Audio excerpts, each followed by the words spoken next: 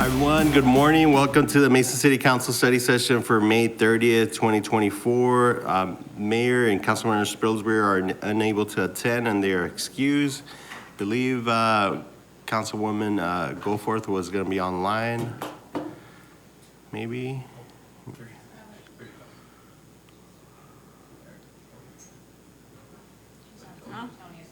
I think she might be on. Councilmember Goforth? All right, she will join. It looks like she's trying to join. But we have various different items to cover. Item one is to review the regular council meeting and the special council meeting agendas we have for Monday, June 3rd. So let's go through those two agendas. Council, any questions? I know we have a couple presentations from staff. And we'll. Would you like those first? Okay. Yeah, sure. Probably. Let's go ahead. First presentation we have is on item 5K. So who's here for that? Tony?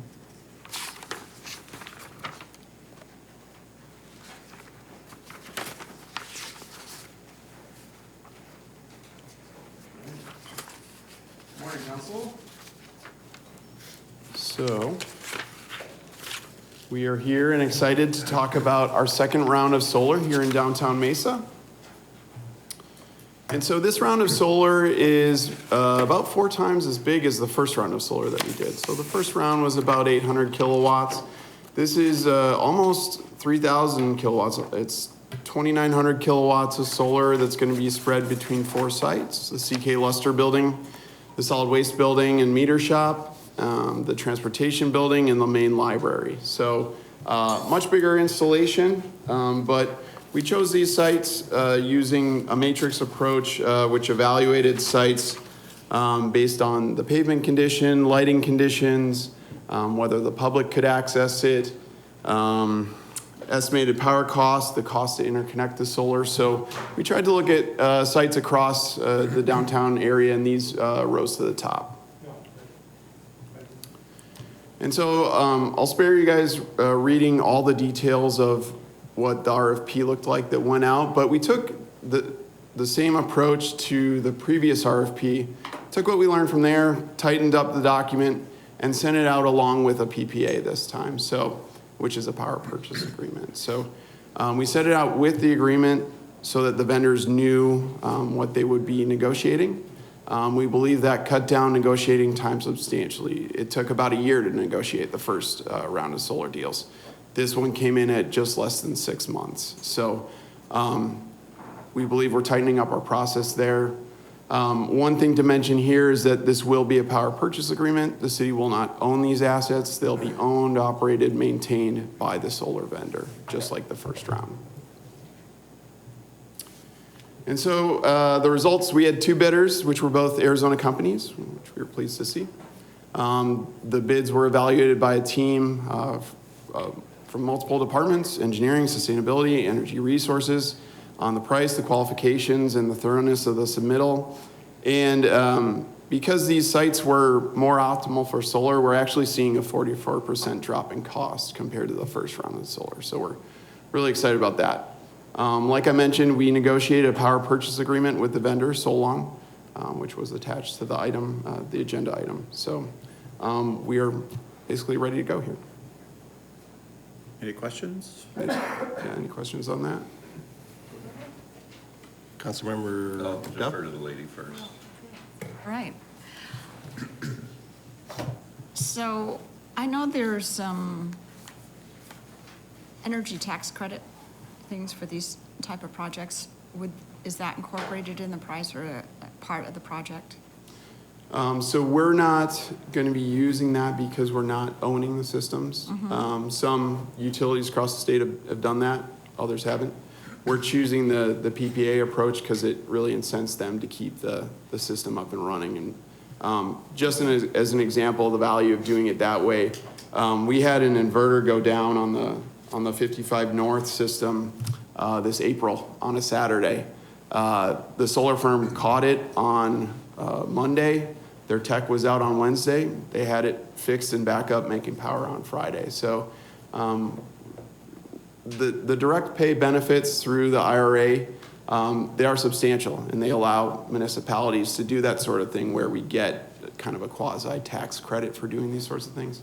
But in terms of ensuring a well-performing system that's going to create reliable power, predictable power at a stable cost, we feel the PPA is a better method to go.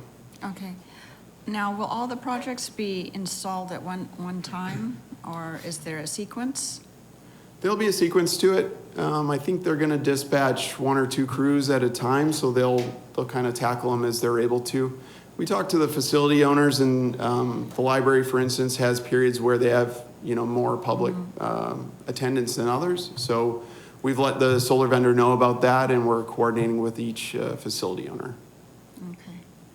Talking about the library, I know it's a minor consideration, but we have talked about actually using that parking area for some building over it or whatever for consideration of expansion of ASU in downtown. So that's my only consideration on that, but it's so soft right now. We have so many other projects that we would do first with ASU as far as the real estate that I don't feel like there's anything of substance to be concerned about right now, and there's no commitment on that, but just a thought. Thank you. Councilmember Freeman? Thank you for doing this. I think it's so important to have renewable energy, and especially on our city-owned assets. And just incorporating a PPA into the programming, I think, is just really a no-brainer because we do have that. So, thank you to staff and everybody moving forward with this. One of the questions I had, I didn't really see it in here as we purchase power through the PPA. Or what's our pricing structure on that? Is it variable or is it based on market trends, or how's that going to work? It's, Council, it's going to be fixed pricing. So all the pricing on this round of solar came in between 9 cents and 10 cents per kilowatt hour. The prior projects, those came in between 10 and 28 cents per kilowatt hour. So these will remain right between 9 and 10 cents for 25 years, not changing, not escalating. We prefer flat, no escalation for predictability and costs. Good, very good. So then what happens with our renewable energy portfolio in our City of Mesa grid? I mean, how does it increase our percentage in that? Sure. Looking at a couple of years ago, before we had the downtown solar, we were sitting at about 19% renewable energy. With this in place, the first round of downtown solar and the SRP renewable energy project, which starts January 2025, we'll be sitting at about 36% renewable energy. So this will be 1.7% of our annual portfolio. It's not a ton, but all those little pieces add up. Good, good. No, I'm very supportive of this, and so thank you for sharing that. Thank you. Councilmember Duff? One more question. Are we doing anything over the parking lot at the Mesa Arts Center? So, Councilmember Duff, we did issue an RFP for that. We received one response to it. We're still in negotiations there, so not clear if that'll move forward or not, but we are evaluating that with purchasing and with the vendor. Okay, so that would be separate outside of this agreement, right? Yes, ma'am. I think it would be a priority project, just bringing shade to a parking lot that is used by our residents a lot. I don't know how that fits into the priority, what needs to be done, but it was just been discussed over the years a number of times, because then we could have events and things like that spill out at the art center under it, and So we I don't know how to- tried once. yeah, and it wasn't a And it a fell deal. apart on us, Right. so, and it gets very complicated. And not to say we can't do it, it just gets very complicated on the height and putting all the other infrastructure in for special events. I don't think it's dissuaded us from doing it, it's not the same as these others. Okay. So it's just a different kind of design, and because we are trying to consider these other activities that may happen underneath it, so. Right, right.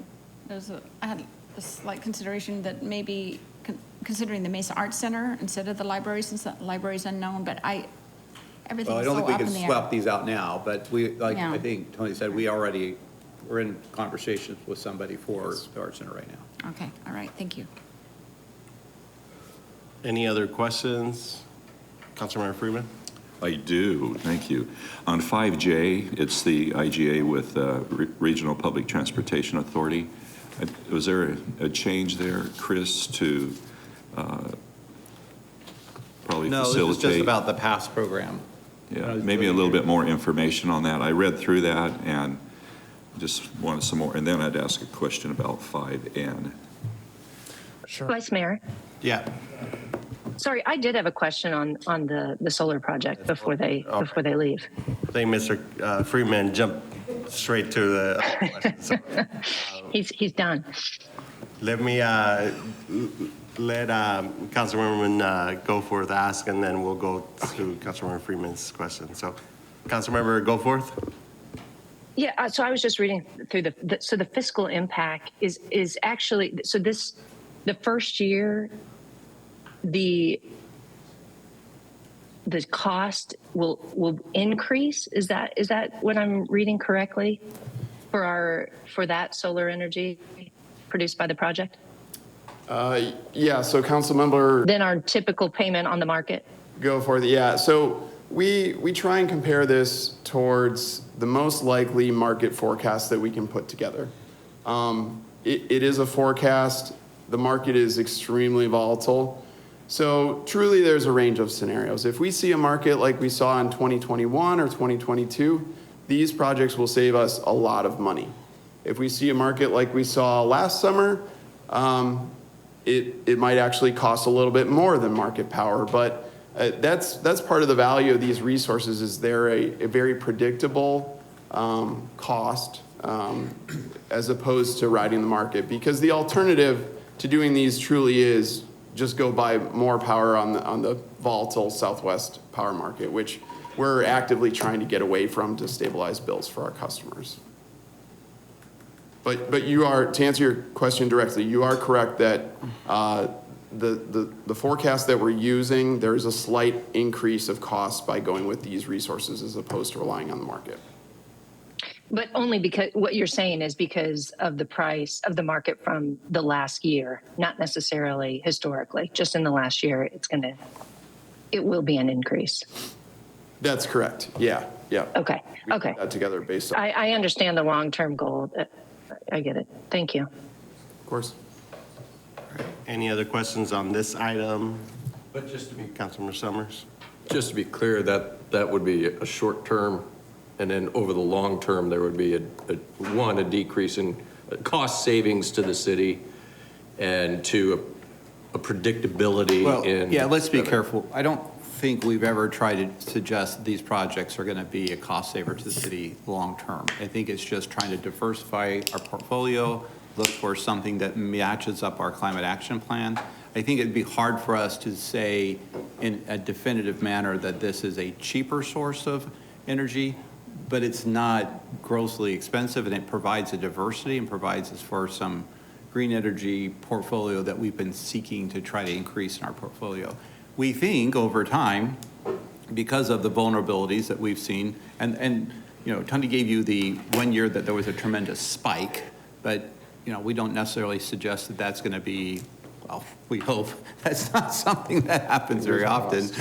So yeah, compared to the worst case scenario, this is a good deal. Compared to what happens, what's been happening over a period of time, it's a little more expensive, but you know, there's a lot of things, you know, electric fire trucks are more expensive than regular fire trucks. And so we're trying to move into this world, and we think over time, this will pay off, and we want to get that experience.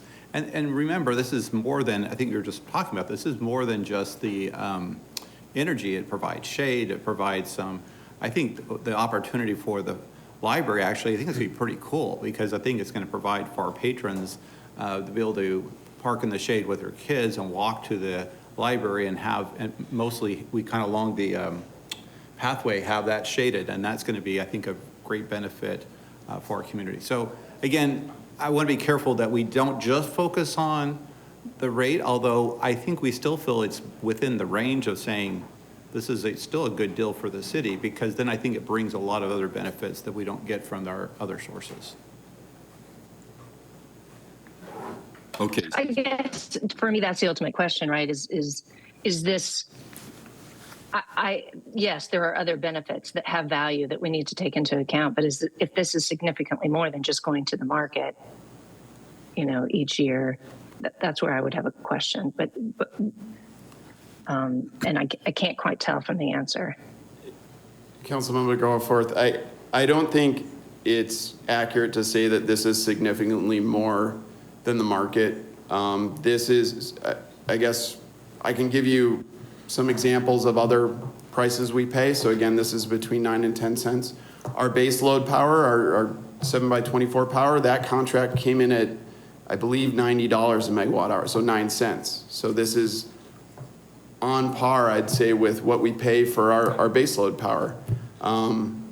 We've seen market power as high as, I think, like $1 a kilowatt hour. So from 9 cents to $1 during certain times. So And you're talking all solar, right? You're just talking about solar. No. no, No. Basically, Oh, okay. basically, that's all sources, right, Tony? that's all sources. Okay. All sources, yeah. But correct me if I'm wrong. Isn't solar one of the least expensive sources to buy on the market?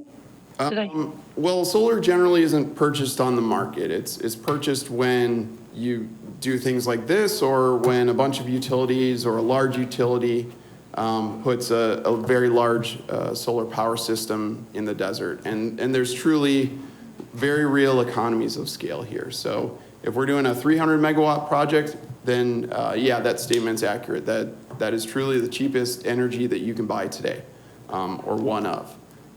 If we're doing these smaller systems, then it's going to be a little more expensive because we have to raise it up off the ground more. We have to paint the structures.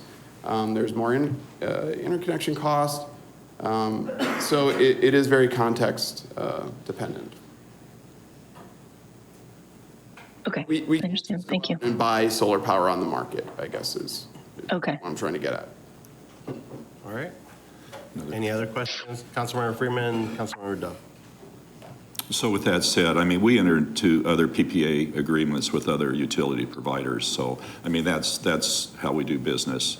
But then I was looking, this provides an additional asset for us to allow us to look at storage, battery storage, if we want to do that in the future, because obviously when the sun sets, we're not creating any solar power.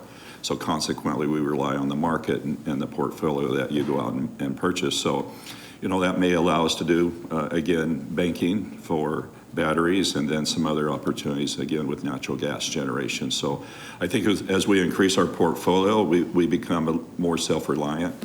And I think that overall protects our system and our city electric company. So I'll end there. Thanks, Tony. Thank you. Councilmember Duff. And that's pretty much what I was going to bring up, is the resiliency factor.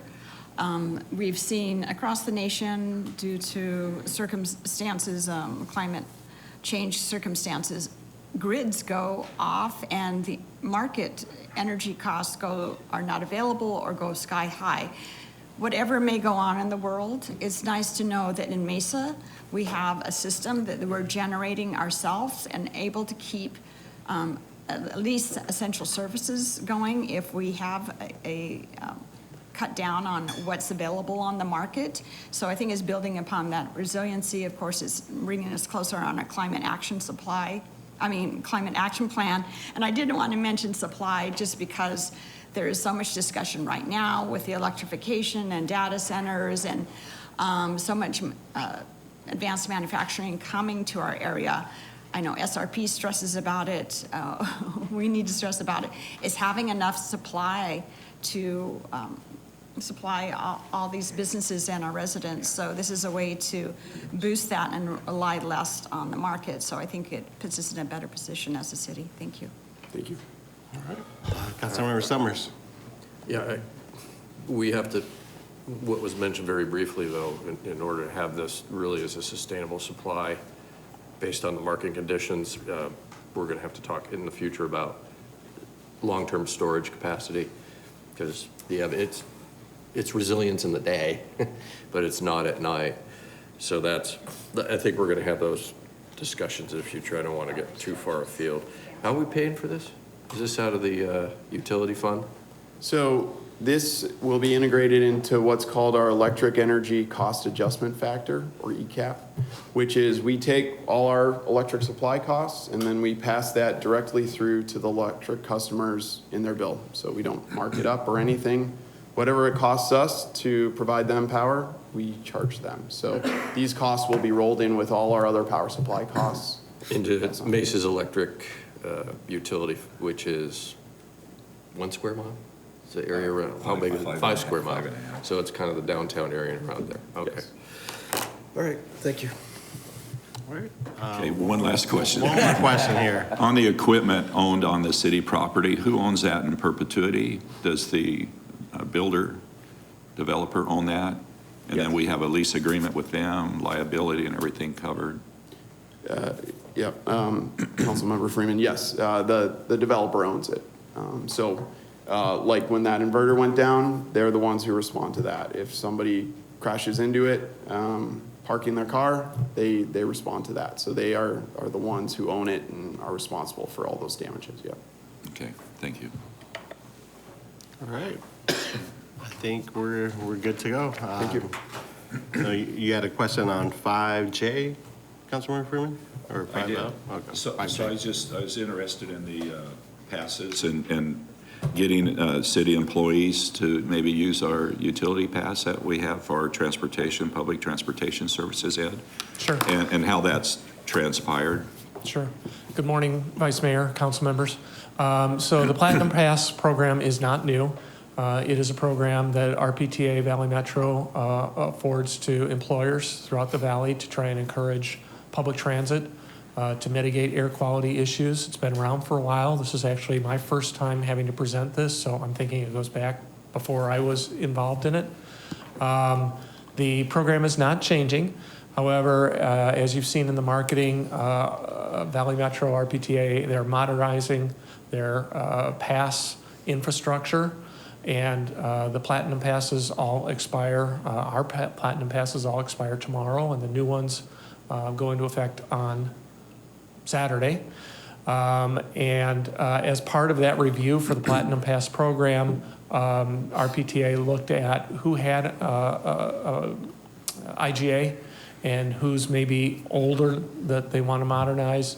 And we were in that group, and they asked us to come forward with a new IGA. So the program hasn't changed. We have about 272 cards issued to city employees right now. In a given month, it's between 35 and 50 employees who use the program.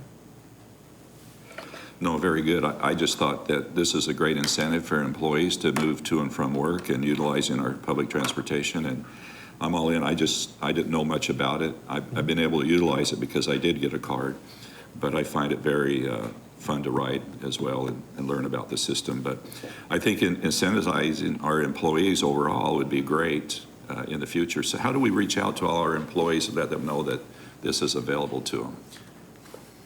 That I know of, we haven't really marketed it in a number of years, but we can do that. You know, I used to use it when I had meetings in Tempe and on Central Avenue. It was great, but for me, to and from work, I don't know that it would help. So I think it's you know, the right person to the right location within the city or along one of the rail or bus routes. But we could certainly reach out and see if there's knowledge that this is available. It is no cost to the employee. It is charged to the departments up to the cap that's established in the program. So yeah, I agree. It's a great program for those that it fits and the applications that it fits, sure. Yeah, what do we have, Chris, 4,500 employees, something like that? Yes. I mean, we could probably get a few more ridership with that. Sure. All right. No, that was my only question about a little bit learning more about it. Mm-hmm. I had a question on 5N, Vice Mayor. Chief Fiscal Officer, or it should be Chief Financial Officer on the wording? Is that a typo? I think it's not. Or is that required by the correct? state. It's just how it was, Oh. label that they. it's the state's requirement. Oh, okay, gotcha. Okay. But you can call him the chief financial officer. Either way. He likes that word, CFO right? works. There is a I'm sorry. I was gonna say, we do have presentations for M and O, but we can Oh. take whatever the order you all want to go in. I had a comment on M, so. Oh, okay, so can we make that presentation? 5M, For yes. M? Yeah.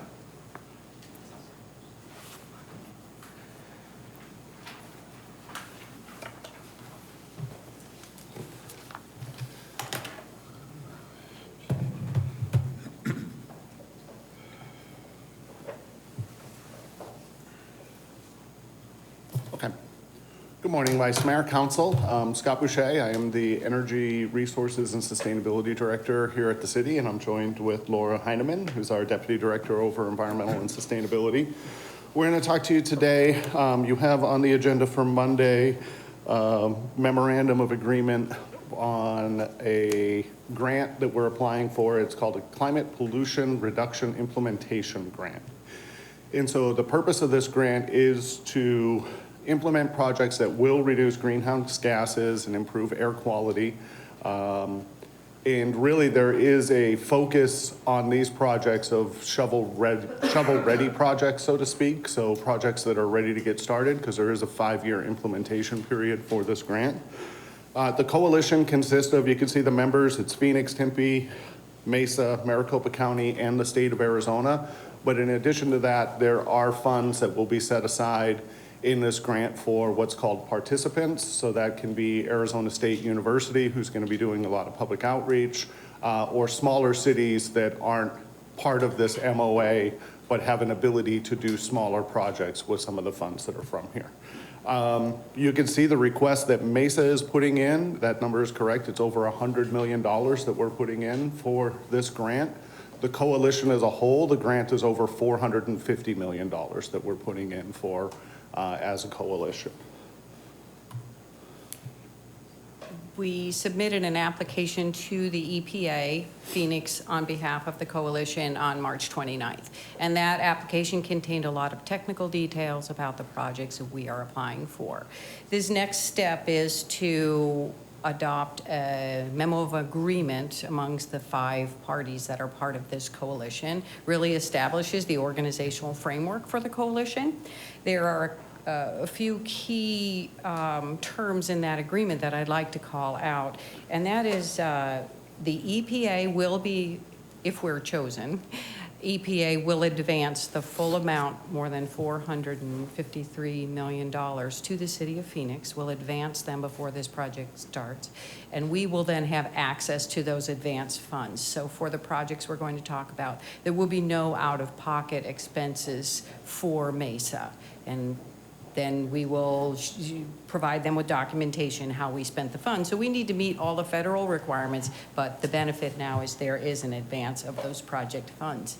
The MOA also sets up that the 5 coalition members are equal partners and have equal decision-making authority. So if there are differences of opinion, or Scott mentioned there are some cities and towns that have been involved in all of our meetings, their projects may just not have been as far along, or they weren't able to join the coalition. They will be able to apply for these funds. The coalition, the 5 members will come together, evaluate those proposals, and make decisions. So that's nice that even though Phoenix is taking the lead, each of the coalition members has an equal vote on that panel.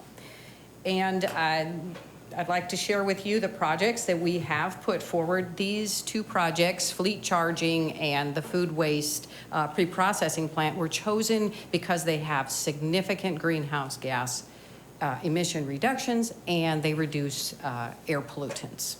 So with the fleet charging project, we are requesting funding for 375 electric vehicles, and then very importantly, the charging infrastructure for those, which is 550 level 2 chargers and 25 DC fast chargers.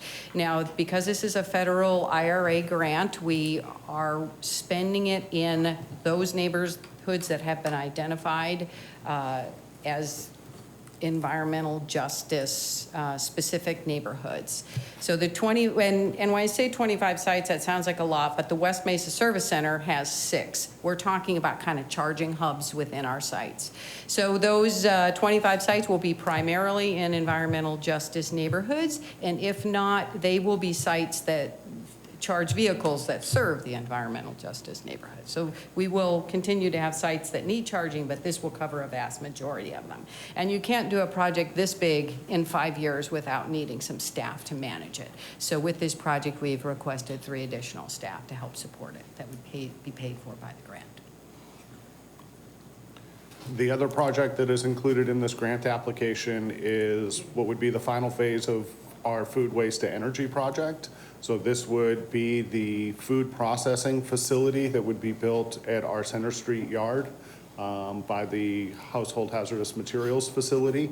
That facility would take food waste and process it into a bioslurry that would then go to our Northwest plant. As part of this grant, there'd be some work that needs to be done at the Northwest plant to store that bioslurry, and that bioslurry would then be fed into the anaerobic digesters, and we would take advantage of the work that we're currently doing with the gas upgrading system that's being installed as we speak today at the Northwest plant. So this would be, again, the final part of that project, and I think this is a key part with what they're looking at with the implementation grant, is that we've done both with the electric vehicle charging and with the food waste program. We've done studies, we've invested money, we've invested design funds in some of these projects already. So these are projects that are ready to go. And as Laura said, they're reduced greenhouse gas emissions. And in this project, what I really like about this is it diverts waste. So when you look at our climate action plan goals, it diverts waste from the landfill, it decreases our greenhouse gas emissions, and it increases our renewable energy production, all within one project. Again, as Laura mentioned, this is a big project, and so there's 4 staff members that actually are a part of the application for this project. So with that, a little bit of the timeline. Again, you have this on the agenda for approval of the MOA on Monday. Next steps would be then Phoenix is going to submit that MOA to EPA the end of June, and then notification of funding selection. So they should be letting the areas know who is successful in their grant application in July. And then we're anticipating that the grant award and the funds would actually become available in October. So with that, if you have any questions, we'd be more than happy to answer those. Councilmember Summers? Could you explain to me how the projects are going to be selected within the region? So if we receive this grant, how is the partners, how are the partners going to select? Because I feel like nitpicking arguments between cities could potentially happen. So in the MOA, it lays out specifically with the participants, so those 5 the 5 coalition members, there's specific projects that are already laid out in the grant application. So Mesa has. This is part of that. And this is the $100 million that we just chatted about. That is in the application for 2 projects for the city of Mesa. So there are additional funds that will be available for participants, but those will be voted on by the 5 members on who gets that money. But in this application, there is specifically $100 million that the city of Mesa is applying for as a coalition member. Okay, and so if this gets through that process, assuming this is already agreed on, is there a funding dollar assigned to this, and what happens if there's a cost overrun? Does that make sense? So we're going to do 2 projects. We're going to get money from that fund. Mm-hmm. And is the cost overruns built in, or? So in working with engineering on both of those projects, there are contingencies that are put onto those projects. And then we've also anticipated, because it is going to have to follow federal grant requirements, that they will be a little bit more expensive. So we've tried to put that cushion into those projects. Specifically, if we get to the point where the project costs $42 million at the end and we got $40 million in federal funding, I think we might be able to cover some of that, but we have tried to put in that contingency for these projects. With an additional amount that we bake into the pie when we do these projects, right? Right. So there's an over. Right. So, we've worked through, and that's the part about this, is that we're actually in design with the food to energy facility. So we're doing design, so the numbers will, improve as we get further along with design, but we're using engineering's numbers on those. And the same, we're currently installing EV charging stations, and we used what we've seen from those projects to project out what these projects would cost, not just next year, but over the next 5 years. Okay. Yeah, I mean, I don't have any issue with the projects. I think they're fine. I support this. This is fine. I'm just a little worried about intergovernmental affairs between cities. If there starts to be a tug of war between projects and costs and who gets what money and, I agree, Councilmember Summers, and that's one of the reasons as we had the MOA discussions of each of those coalition members having an equal vote in there, I think was important for it, so that there wasn't one coalition member who was able to just say, this is how things are going to happen. We all have an equal vote, there's 5 of us, and so at the end of the day, we'll be able to work these things out, I think, but each of those members also has specific projects for their entity in this grant. and you've already had discussions about the costs and the That is projects. already, yeah, So a so lot of this groundwork has already been laid out. there were some difficult conversations that were had Yeah. towards the beginning of the year, and I have to give credit to Laura. Laura's been in the trenches working with that this whole time, so.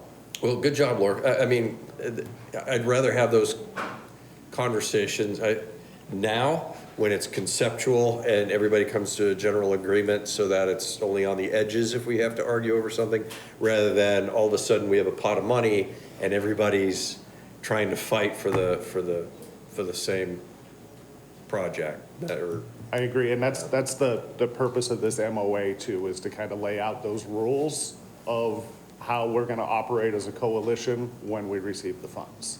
Okay. I'm comfortable with that. Thank you. Any other questions on this item? I do. Councilmember Freeman?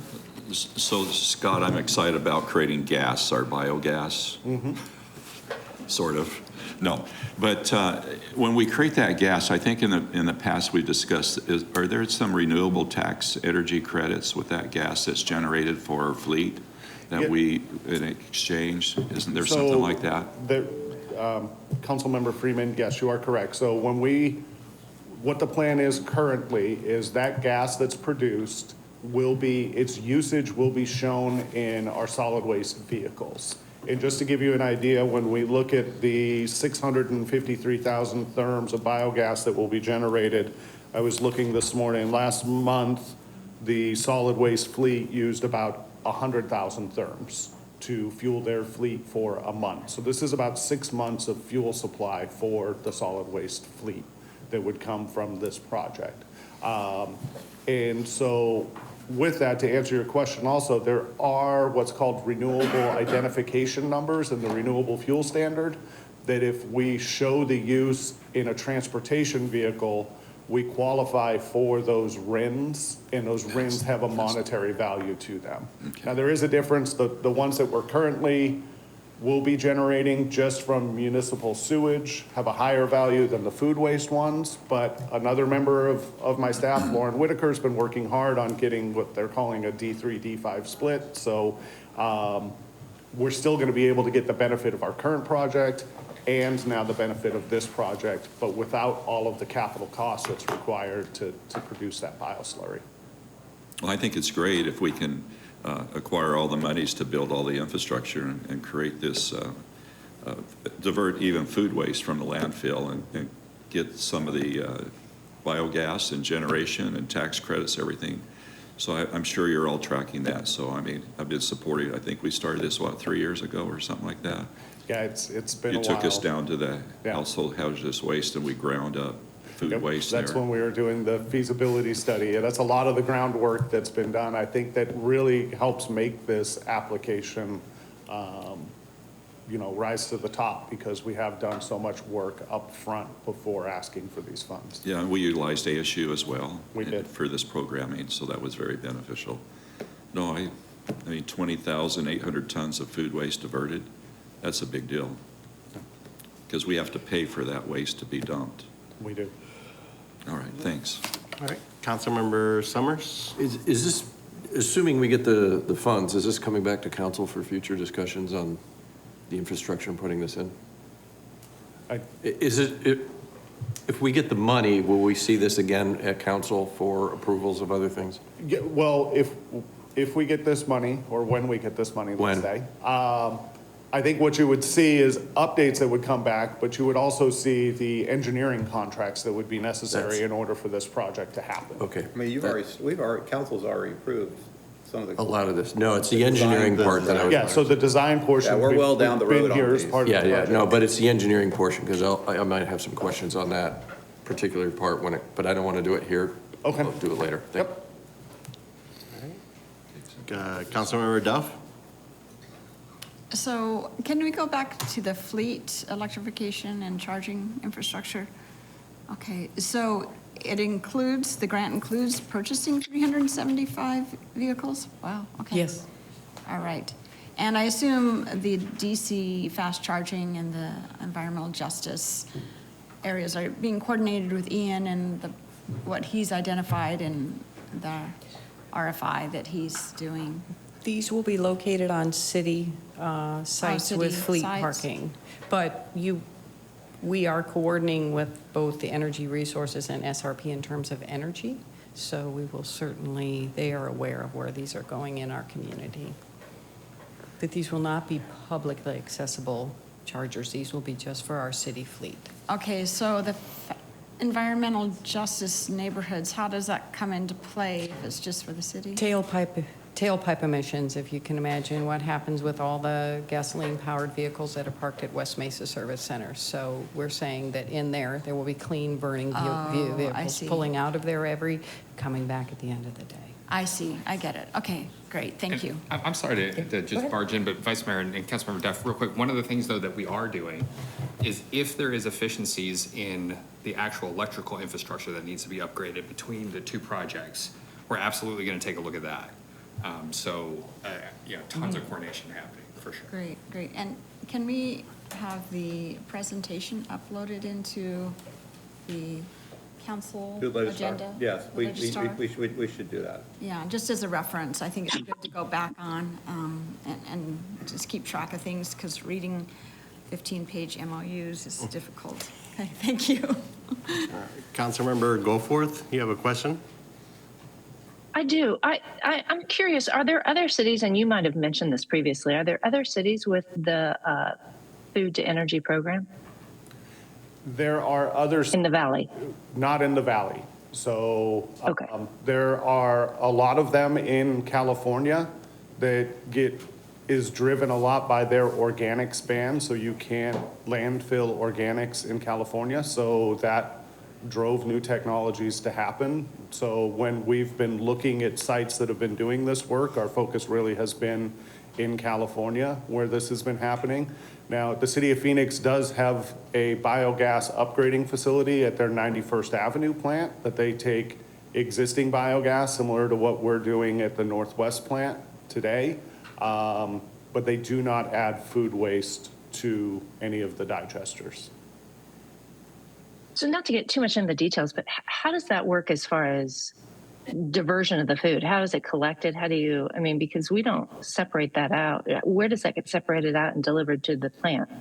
That's a great question. So that's one of the reasons why there's 4 staff members for this project and 3 for the electric vehicle charging is there's going to be a special projects manager who will be responsible for finding a quality feedstock, is what we will call it, for the bioslurry.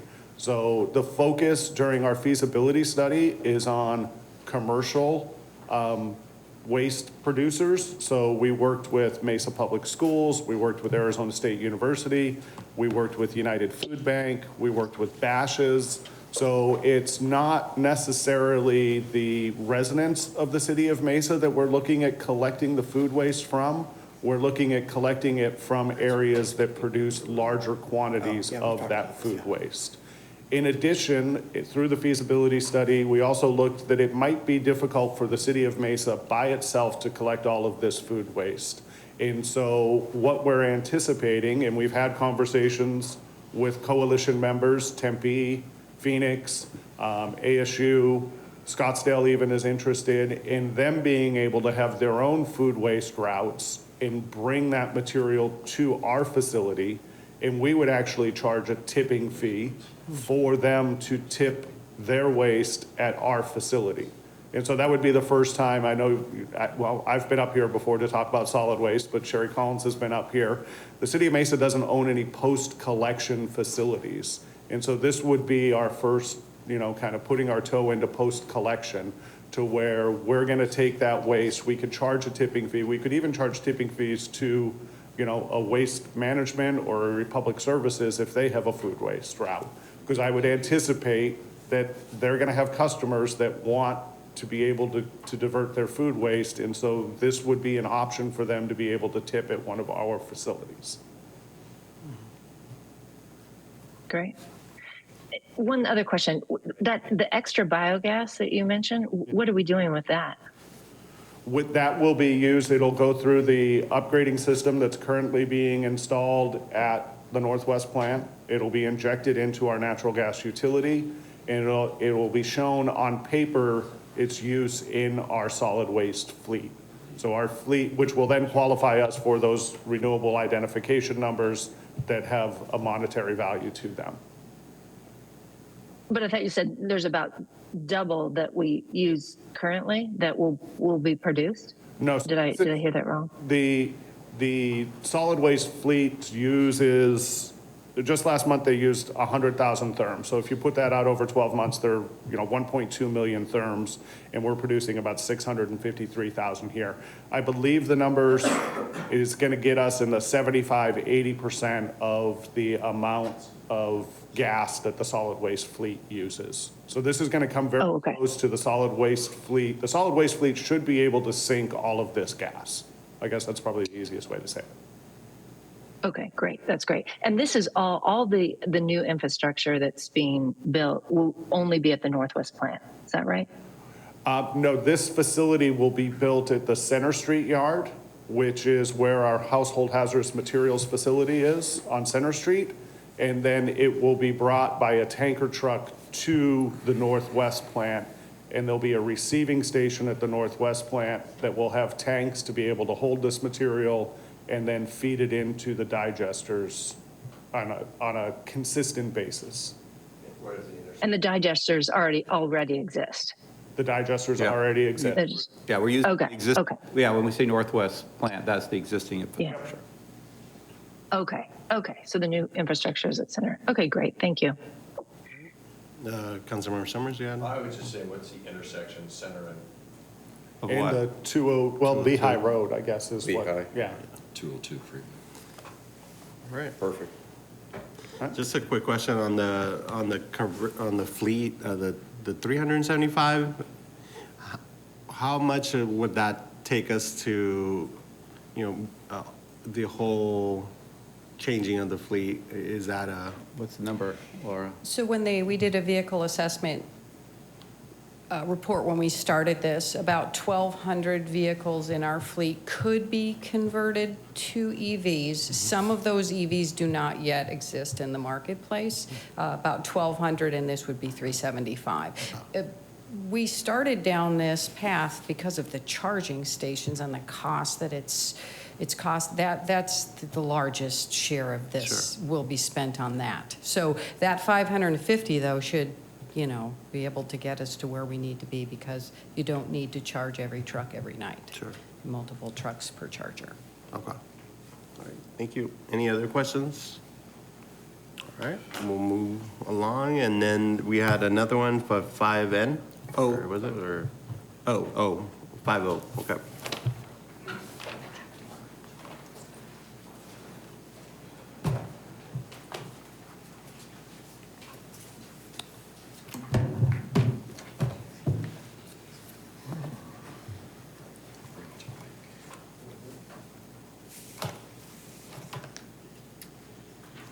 All right, Sam? Great, thank you. Good morning, council. My name is Sam Schultz. I'm the Assistant Director for the Office of Management and Budget.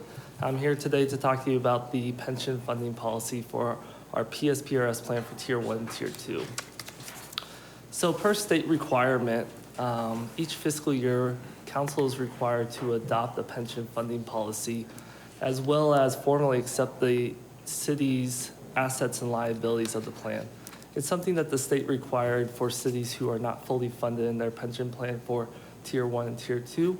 So what we're doing here is we're formally looking at a pension policy to bring those pension plans up to fully funded.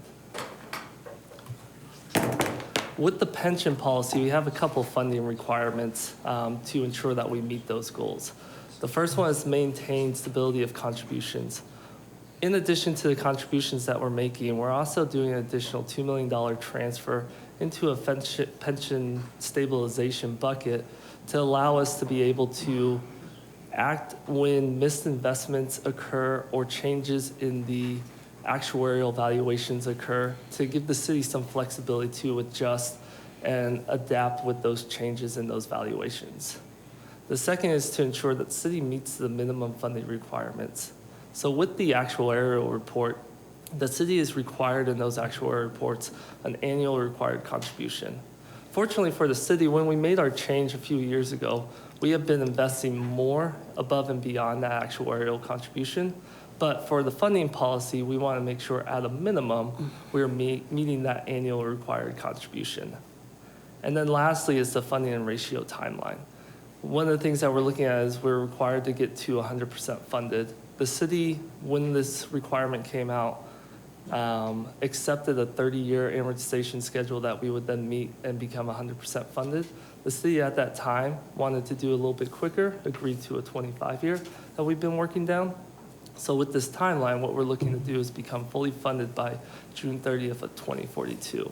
So we're on year 18 of that payback. Or 18 years left of that payback. Thank you. I wish that we were that close.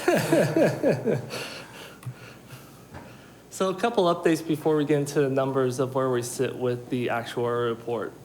One of the things that we continue to see what's causing some constraints in our numbers is the continued increase in salary growth for actuals. So last year when we came to you all, we had a forecasted amount of 5% salary growth based upon what we're seeing in our actuals. With the current actuarial report there, for the year-over-year growth, there was a 7 to 9% growth in that. Fortunately with that, we are contributing more on the actuals, but what that doesn't take into account for is that liability growth, because that's going to increase our average salaries, which then increases our liability into the future. Second is going to be investment returns. So this is something that we've been tracking for quite a while. What you see here is the actuarial value, which is the average. So for the pension or PSPRS, what they're looking at is a 7-year average of our investment returns. So when we receive the actuarial report for the 2023 numbers, how the pension plan did, what they do is they smooth that out over 7 years so that it smooths out any large losses or large gains so it can better react for the amortized schedule. For this, though, the current annual actuarial value, or that 7-year average, is about a 6.9% investment return. So that is below what the forecasted model is. The other thing that's hindering this when looking at percentages, when we came to you all last year, the investment return on the fund for the 2022 valuation was a negative 4.2%, which had a big hit on where we were sitting in the position-wise. Fortunately for this year, because what we're forecasting with where we're at from our sales tax piece was an additional slowdown in the market. So we were forecasting a missed investment return for 2023 as well. Fortunately, that did come in, last year's valuation did come in at a 7.7%. So that slowed down some of that intervention that we were talking about last year that we would have needed to make if we saw that continued decrease in those missed investment returns. So with that negative 4.2% though, that is being amortized out throughout the 7 years. So we are still working back on that loss that occurred in the 2022 actualization. For Tier 3, you'll see that's just there for informational. Tier 3 is 100% funded right now, but for this policy, it's strictly related to Tier 1, Tier 2.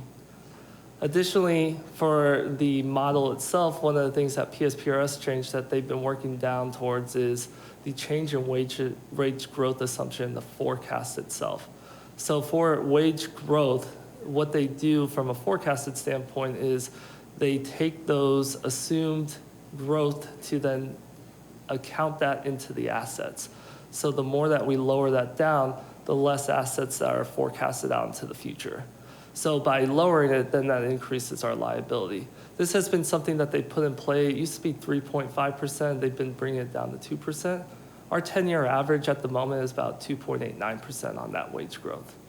And then the last one was a state change for the maintenance of effort. What this did was it allowed us to count all contributions within the pension plan. So what you'll see here is the current status. The chart on the bottom is the 2023 actuarial report. What you'll see, the good news is our assets are increasing, but as we talked about, those missed investments as well as the wage growth, our liabilities are increasing. So you'll see our funded status had increased year over year, but what we're still monitoring, tracking, and what we hope to turn around is that growth of liability being more than the assets. So when we talked last year, one of the things that we wanted to kind of push was this is a long-term plan. As we stated earlier, we still have 18 years left. We don't want to make any drastic measures at the moment, but we want to continue to monitor this, and we'll continue to work towards flipping that asset growth above the liability. And we'll go in a little further slides, kind of the things that the cities are doing to make that occur.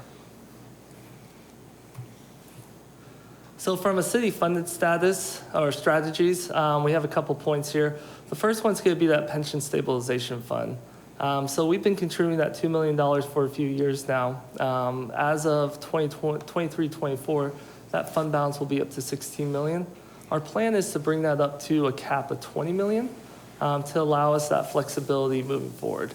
But what we also want to do is we want to take that $2 million, and once we reach the $20 million cap, we want to then reassign that contribution, that transfer into the stabilization fund into as a contribution onto the plan. So once we reach that 20 million, then we will divert that 2 million then to becoming the contribution to then further assist with bringing down or bringing up that funded status rate. The next one's going to be the stabilization of investment. So last year when we talked, the contribution was going to be forecasted or budgeted at 86 to 88 million.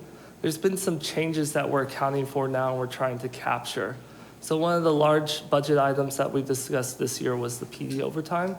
So with those growths and changes, and it's going to be additional PD overtime, the additional positions for Station 224 and the bringing on those, the additional public safety sales tax positions, as well as the new MR unit for fire.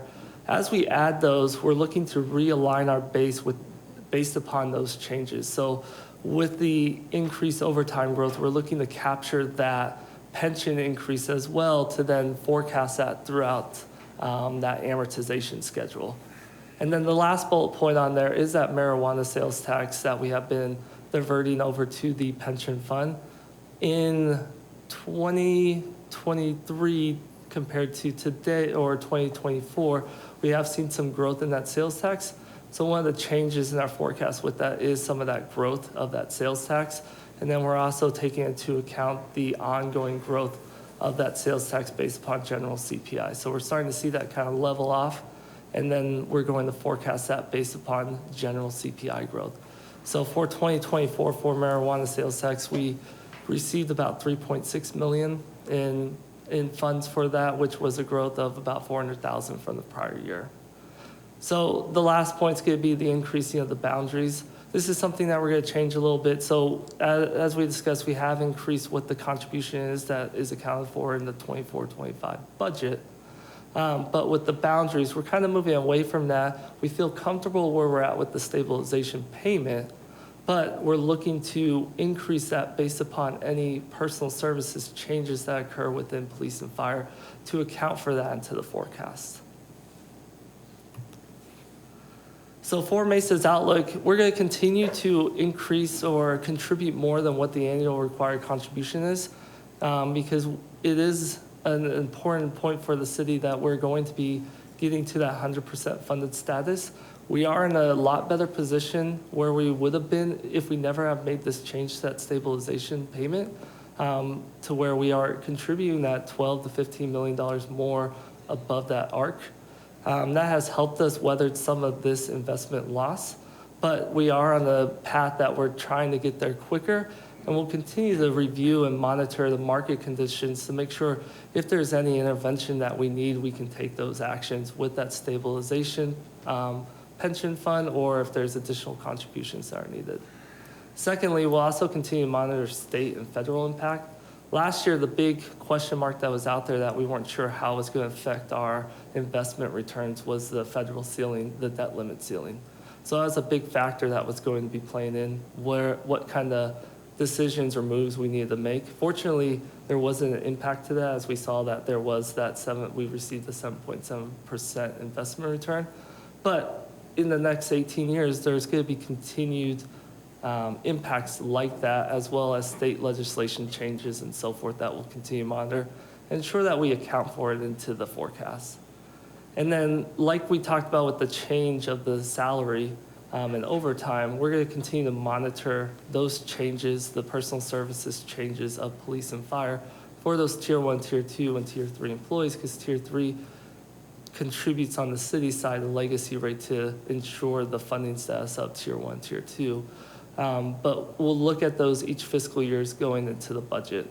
And then the last one's going to be the monitoring of the Tier 3 population, just because it's a different funding dynamic for the Tier 1 and Tier 2 with that legacy rate, as well as by doing a stabilized payment, if there's growth that's quicker on the Tier 3, it could have an impact of increasing that normal cost of Tier 3, which would take away some of the unfunded liability contribution of the Tier 1, Tier 2. So we'll be monitoring that to make sure that the population of Tier 3 aligns with what we have forecasted in our models. And then the last graph is just kind of showing over those 18 years what our projected funded status is going to be to then make that 100% status. What you'll see in our forecast and what we try to account for are changes in the market, whether it's salary growth or missed investment returns. So with the current model of what we're projecting out with this contribution, we do have a missed forecast for investment returns built into the model, where it's a 0% return plus a slow recovery of 3% to ensure that we can adapt if the market and we receive current investments, then it will just be something that will then start to increase our funded status quicker. And with that, so for the agenda item on Monday, there's a resolution for you guys to take action on adopting that funding policy that we're required to by the state. All right. Any questions, comments? Questions, comments? Freeman? No, I think we're on track. You know, we didn't debate that, but we came with a plan 6 years ago to help, you know, smooth out our payment for this, and the PSPRS, and was underfunded so many years ago, and consequently the state legislature required us to fill the gap in, and so that's what we're dealing with today. And I really like the funding process, and, you know, basically a mortgage payment or a payment for public safety employees, and why we have to contribute to a pension fund. So, yeah, I get it. It's not comfortable to say that we have, you know, one of your slides, what's our unfunded liability right now? $761 million. Is that? That's correct. I mean, that's our number, right? That's our number. That's what we're trying to pay down Yep. today for 18 years, and then we'll be at zero. Exactly. So, and we're contributing more than we should to help, you know, reduce our principal payment at the end of the day. Hopefully we can capture, maybe knock off a year or two. I don't know. That's the hope. Yeah, and so I think we have a great plan, and I'm all in. So this guy will probably benefit from that in the future here. So. Well, we're not Not paying for his us. pension.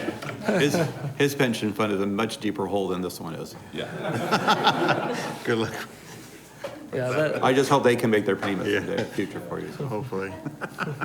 All right, any other comments? I know in the past, we had, when you talk about investment, and the investment, that's PSPRS investments, right? And we monitor those. Is there, in the past, we had slides where it showed the return on investment? You know, I know way back, I mean, it was quite high in the 7%, but now it's gone down, but wondering what's You have been. those, Sam, yeah. It's been, what's happened in the last, I mean, one of the reasons that we have this pension reserve fund is because we have experienced periods of time where, as Sam alluded to, it was negative. Negative. it was, so Yeah. for the past 7 years, so this 2023, we had the 7.7% return. Yeah. 2022 was at negative 4.2, and we did have a good year in 2021 of 26.7, but unfortunately the years before that we had a 1.2% return, a 5.4% return, and a 7.0% return. So those were still 3 missed years right in a row that we were hoping that large year of that 26% was going to help us, Yeah. and then we got hit with that negative 4.2%. So this, the erratic, and we have no influence on any of that. So what's happened in the past, there's been big hits in order to us to keep making our payments. There's been big hits to us to make those payments. And so that's when we made the decision to build up this stabilization reserve. And so we purposely, intentionally said, okay, we've been successful in building that up. We're going to build it up to 20 million. And then we're going to hold that as the reserve. And then that 2 million that we've been consistently annually setting aside now, it'll go directly to the payment. Then as we get to the end of the slope, then we'll be able to use that 20 million to pay it down at the end. So. All right. Any questions, Councilmember Goforth? No, thank you. All right, hearing none, we'll move forward with the agenda. Any other presentations? That was it. Thank you. No. All right, we'll move on. I Yeah. think the city attorney would like to. Sorry. All right. Vice Mayor, I think it's worth taking a minute to look at agenda item 5P. This is the resolution calling for the bond questions. And if you haven't had a chance, the last 4 pages of that resolution set forth the questions. And those last 4 pages are what will appear in the publicity pamphlet. And the first question on enhancing community safety, and I'll just read it so that you have it. It's the tagline. Again, and we talked about this, the tagline is the question, and it reads, shall Mesa be authorized to issue and sell $90 million of general obligation bonds to provide funding for public safety, fire and medical, and law enforcement facilities and improvements, related equipment, apparatus, technology and communication systems, and transportation improvements for safer streets for all users. And so that's the first bond question. And then after that question, there'll actually be what's right above that question in the resolution. It'll say, a yes vote shall authorize the City of Mesa governing body to issue and sell $90 million of general obligation bonds of the City of Mesa to be repaid with secondary property taxes. And then that, the no sentence, and then the box that says bond approval yes, bond approval no. Just for context for people that the what I'll call the yes no sentence, and the fact that it says bond approval yes and bond, that's actually driven by statute. We don't control that part, so just so you know.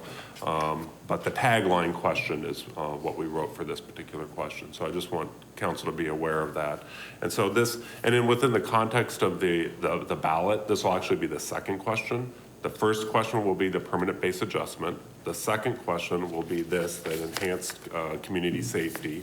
The third question is on just the next page if you flip over, and I'll read that tagline. And it says, shall Mesa be authorized to issue and sell $170 million of general obligation bonds to provide funding for parks, water conservation projects in parks, aquatic centers, recreational facilities, historic properties, and a children's museum.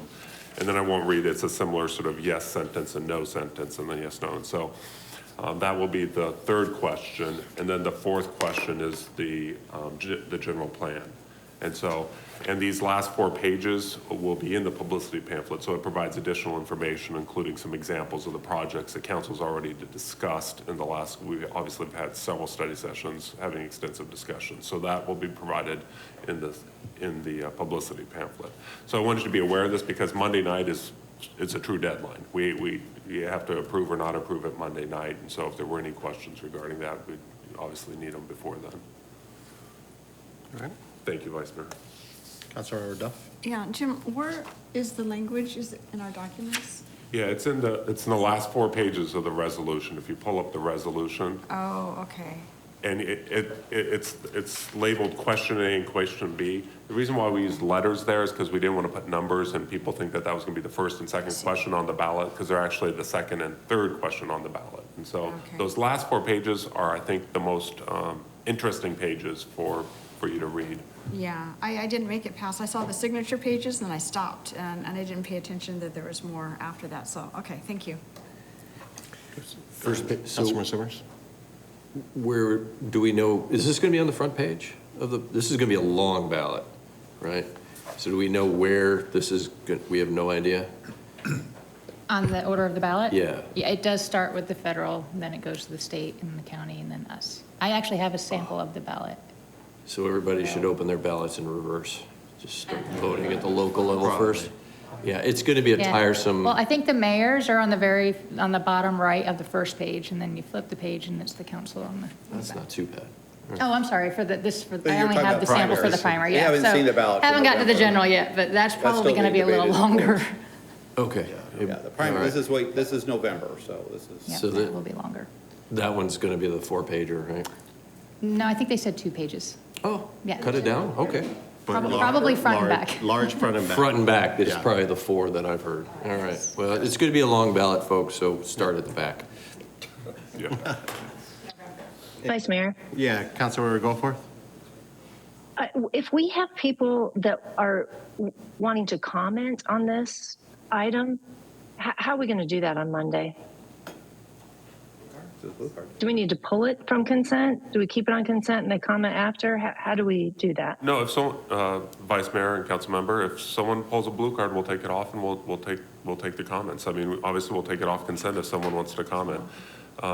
We can't continue it though. And so, that's sort of, I mean, we've had multiple study sessions regarding this and a conversation regarding it. I mean, it's a deadline Okay. driven by the county and being able to put it on the ballot. Yeah, so there's not any, I mean, really, today's the day to make the changes. So, Okay, no, I don't have any changes, but I know there are people that want to speak. So They can come. we may want to pull it for people to speak. well, they can, when they show up, that will trigger the poll. Yeah, just like any other item, we'll treat it like every Okay. item. If someone comes and pulls a blue card, it will come off the consent agenda. Oh, okay. I thought we've done that here in study before where we know if people are speaking, we pull it off consent. I think we just wait, if people show up, some people sometimes don't show up. So if people show up, Right. we'll take it off the consent and have them speak on the topic, so, yeah. Okay. Okay. All right, any other questions? All right, we'll move on. Perfect segue on item 2A is a presentation on the city's secondary property tax and levy for fiscal year 2024-25. Irma Ashworth and Good morning, Vice Mayor, Council. Well, do you want to? I mean, is there? Do we need to? Not unless you have questions. No, it's pretty standard. I just wanted to make sure that we didn't have to do that before we move on. Don't have to. all right. Excuse me. Good morning, Vice Mayor, Council. I'm Irma Ashworth, I'm the Finance Director. And here with me today is Mark Hute. He is our City Treasurer. He's been with the city for a little bit less than a month. And I brought him here today just mainly to meet with you guys today.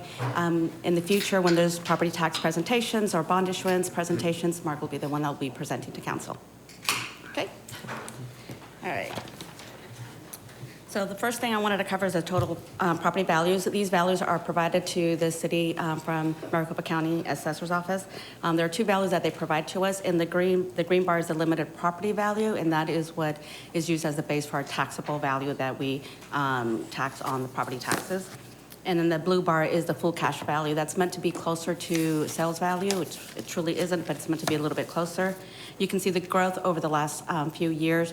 The full cash value has grown significantly. The increase between 24 and 23 increased 23%, and the prior year it increased 29%. The green bar, the limited property value by statute, the existing properties can't increase more than 5%, so they have a cap of 5%. So that's why you see them starting to grow apart more, because as the full cash values increase more and the limited property values are capped, they'll stay down.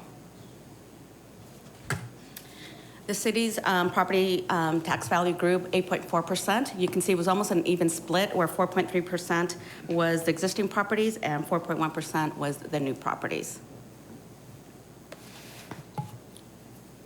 As you know, we have the secondary property tax to repay our bond and our debt.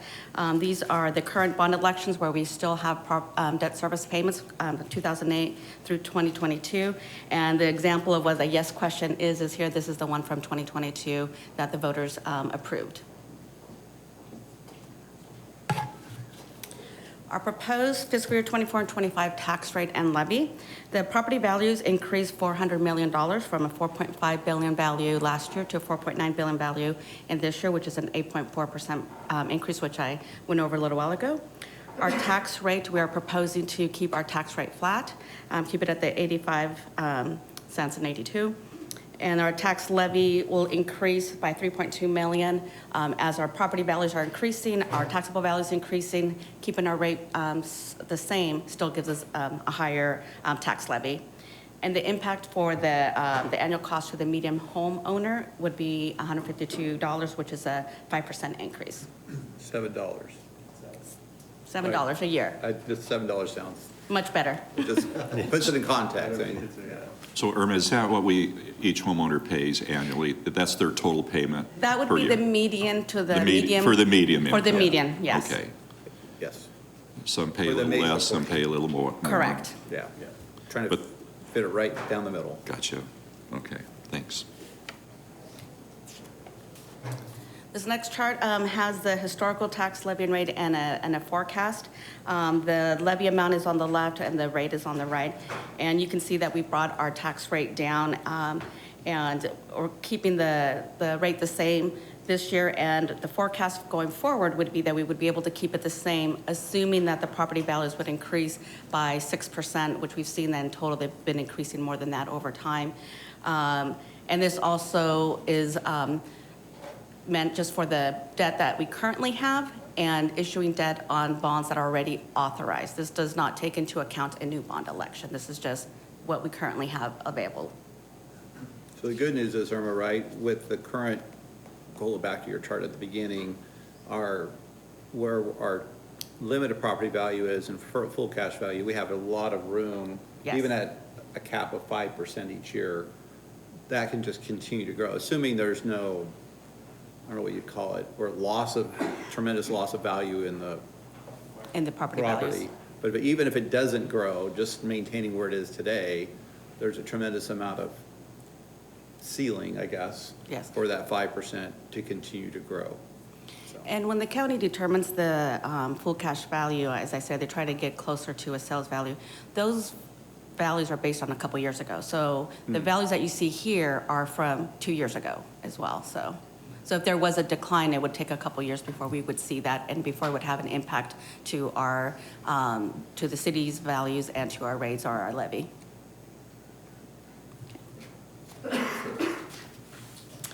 And that's it. So the next steps, on Monday, there's a public hearing on the annual budget and secondary property tax levy, the final adoption of the annual budget. And then June 17th, it will be the adoption of the secondary property tax levy with no proposed increase on the current tax rate. And with that, if you have any questions? All right, any questions? Councilmember Duff? I think one good thing to point out is the tax levy, and please correct me if I'm misunderstand the system, that we keep a certain amount of debt on this chart. It shows around 40 million or 42 million, a certain amount of debt ongoing, and that determines the levy that we're estimating, right? So people sometimes are concerned is when we approve a tax package, let's say this one is 250 million, 260 million roughly, that it's going to hit our tax levy all at one time in 1 year. Right. And the thing, Right. we try just to keep a steady amount year after year. We can't do all the projects at once, even if we wanted to.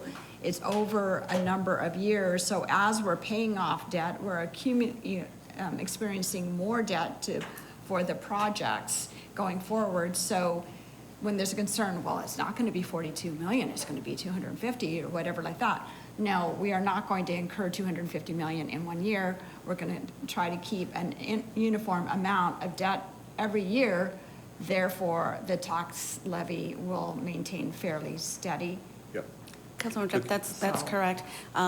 When we adopt our tax levy, we could only collect the amount for our existing debt service and what we expect to issue, within the year. So it's what we're expecting to collect. We can't do more than that.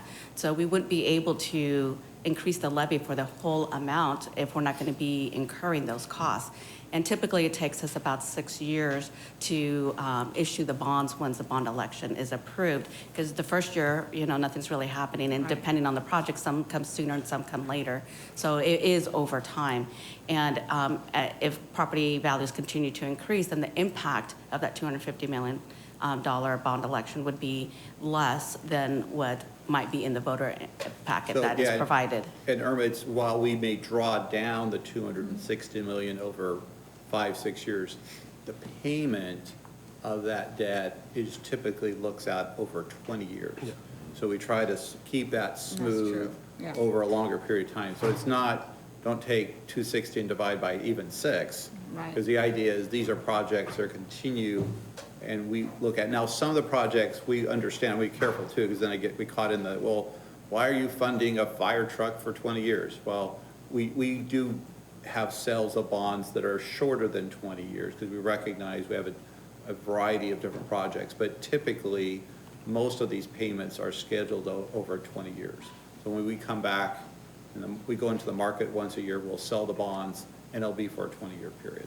So that's how we're able, it's just like a mortgage, we're able to kind of spread that cost over a period of time. We don't want to go too far, because we don't like paying interest, so we'll try to manage that. But at the same time, we also try to create a smooth payment schedule for us, or just a slightly increasing. We don't like big, huge ups and down swings.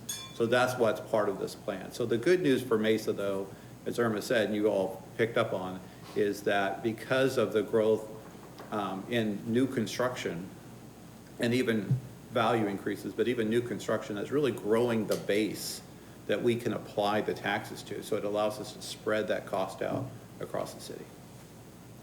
I really think it's amazing, since we don't have a primary property tax, that we're able to provide the amenity that we have in the city through a secondary, which is a very minor cost.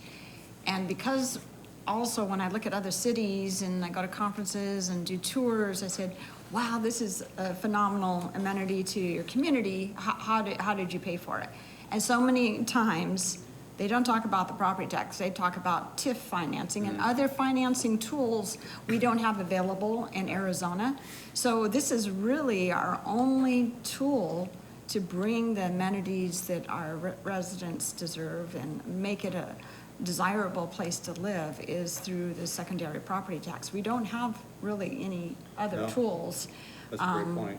Without having primary and without other finance tools out there. So I think it's the only way to really make Mesa a desirable place to live at $7 a year. Maybe it's $14 a year, considering the inflation that we've experienced in our economy, to be able to have this amount of additional amenity to our city at that $7, $14, whatever your value is amazing. Also considering it's what do you call it, the fixed part of the property value. It only can increase. Oh, the 5%. 5%, thank Yeah. you. The limited property value. Yes. Yeah. It only can increase 5% a year due to state statute. So, yeah, and that's how we maintain a lower rate than we even were a few years ago, is because we have increasing values, but it's nowhere near the real value of the property because of the limitation that we have on the limited profit. Considering that, it's amazing, and I'm fully supportive of the bond package. And Councilor Duff, you bring a great point. The idea that if we didn't have the secondary property tax, that entire payment, what was it, 42 now? 42 million? Yes. Would have to come out of the general fund. And, you know, we just wouldn't be able to do it. But yet, for less than $13, you know, for a month for a homeowner, and the median costs, think about all the new fire stations we've built, all the new parks we've built, and streets. I mean, I think people would really see there's great value in all the things we built to deliver over the last years. Sandwich for 13. Great point. Great point. Councilmember Freeman? Hey, thank you, Vice Mayor. Welcome to the new treasurer. Appreciate you being here. I didn't know Ryan had left, but now I do. Tell us, can I ask a little bit about your background? Oh, absolutely. So once again, Mark Hute, new treasurer. And prior to this role, I worked at Maricopa County. So I managed their investment portfolio, which has ranges about $6 to $9 billion in their portfolio. So that's what I do. How much is in our portfolio? 1.4 currently. Okay, so you have work to do. This is easy for him. This is like, So with that said, Irma, I always like to ask a question about our spending debt limit that we have based on our appraised value of our, assets in our city. I think accordingly, we're worth $4.9 billion on our, according Yes, to your. our property value. And so there is a constitutional spending limit on the obligation bonds. And how do we measure up to that? I can provide you the 2023 numbers. Based on the last report, we were only using about 29% of the amount that we're able to. So we're quite a bit under. They have a 6% and a 20% rule, and we have $1 billion left that we haven't even used. we're not, we have no We're not even plans, and they're close. getting close to it. But I can Yeah. give you the most current number. The prior year number was 29% of the capacity that we had. So we were only using. So we have 70% more to go. Yes. If we were to use it. Well, I mean, never- that's kudos to you as management and city staff and protecting our assets and our fiscal responsibility that we have as council members and you as yourselves. And I think that's just a win-win situation that I'd like to know where we rank in all the cities, and I know there's a chart for that. I've seen it before. We can but provide that to you, I think in our Councilmember. conversations, when we talk about, if we could have a chart that just shows that we can proudly say, hey, this is how good we are in Mesa. Because we only have 3 funding mechanisms in Mesa to make it really worthwhile. And our quality of life and everything is unsurpassed in our city. So thank you for managing our money wisely. And welcome, Mark. I can remember that name. Any other questions, comments? Councilmember Goforth? I just have one question. I just want to confirm what I heard, Irma, on the tax levy. That's set based on the current debt as well as what we anticipate issuing in the next year. Is that correct? That levy is set based on that? Based on what debt service payment we would have that is owed this year, and if we would anticipate a payment for the next bond issuance, yes. But yeah, don't be thinking about what we're putting on the ballot. Correct. That won't apply here. It's just the debt service payment, the principal and interest. Of the previous authorizations. Yes. Or sell bonds, not authorizations, but what we've already sold as far as bonds. So there'll be future discussions about if we get authorized by the voters in November, but this only has to do with all bonds that have either been both authorized and bonds that have been sold. This is the payment of that debt.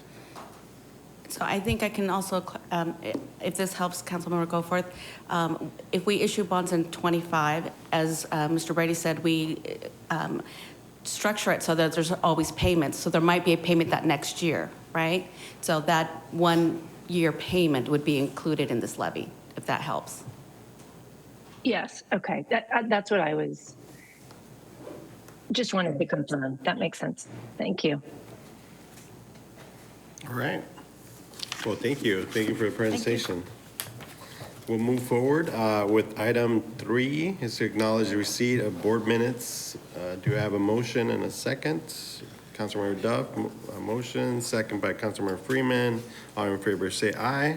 Aye. Any opposed? Motion passes. Number 4. Aye, sorry, little late on that. You're good, you're good. Item number 4, list of current events and conferences attended. So council members, we have, and we do have an extra item, so don't leave. So, I'll just. Councilmember Freeman. Yeah, thank you.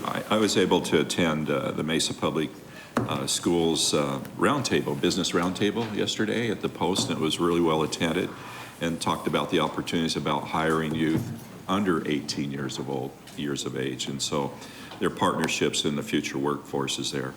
Yesterday, I was able to meet with Congressman Stanton over the Public Safety Fiesta Police Station, and we had a roundtable discussion to educate about Mesa's efforts to provide mental health and wellness support for our public safety personnel, and as well as the rest of our city. So the congressman wanted to learn about our peer support programs in the city of Mesa and how productive it is. And so we had both police and fire representatives there over at the Fiesta substation, so it turned out really well. And I just want to point out that Mesa has always been leading the way in their peer support for PTSD and other helps for our city employees. So thank you, Mr. Brady, for doing that. And more to come. We met yesterday, and they're continuing to develop and strengthen those programs. Yeah, great. Councilmember Summers, or? Go ahead. Duff? Mark, did you want to mention SRPs, the check presentation, or I will, but I know. Go ahead. Go ahead.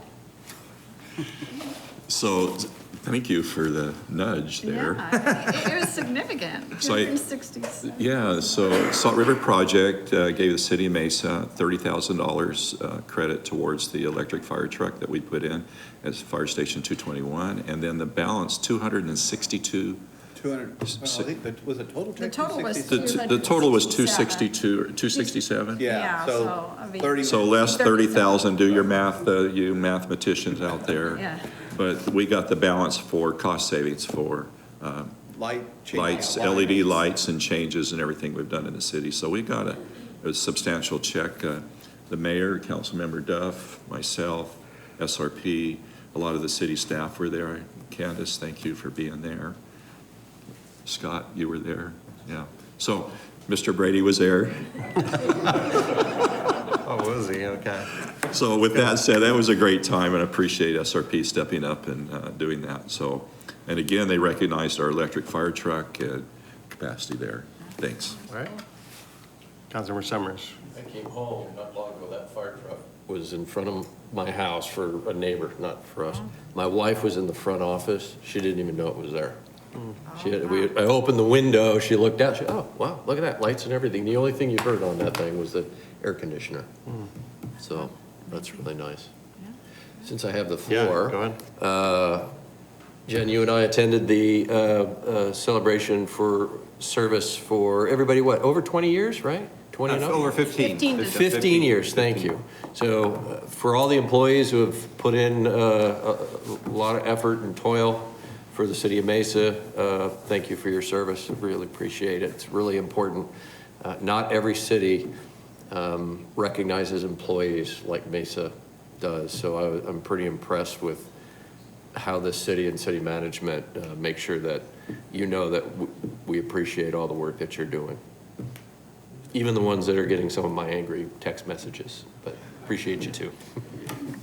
Councilmember Duff? Yeah, I want to also chime in on the service awards. There's so many great employees that we have and leadership within the city that have so many years. Chief Camelli has 40 years. There's a Beth, I don't know if I know her. Beth Ezornell's 45. 45 years. I mean, these are significant numbers, many at 25 years. And I think it shows in the service that we provide as a city. And I just want to thank everybody for your commitment and the service that you provide to our residents. Yesterday, I also attended a social spin is a laundromat on the southeast corner of Stapley and Southern. And they're a tremendous community center there. It's not just a laundromat. They have all kind of community resources there. Yesterday, Molina Healthcare was sponsoring the engagement with also some other resources so that people can see that laundromat, whether they come there for laundry or just connect with services and supplies. They give away clothing and food, and you can get your hair cut, and there's so many other things. It's a community resource, and it's cheery and a great place to be. I appreciate Social Spin and all their community partners to being a resource for our residents. So that open house event was very meaningful to our community. Thank you. All right, Councilmember Goforth, anything?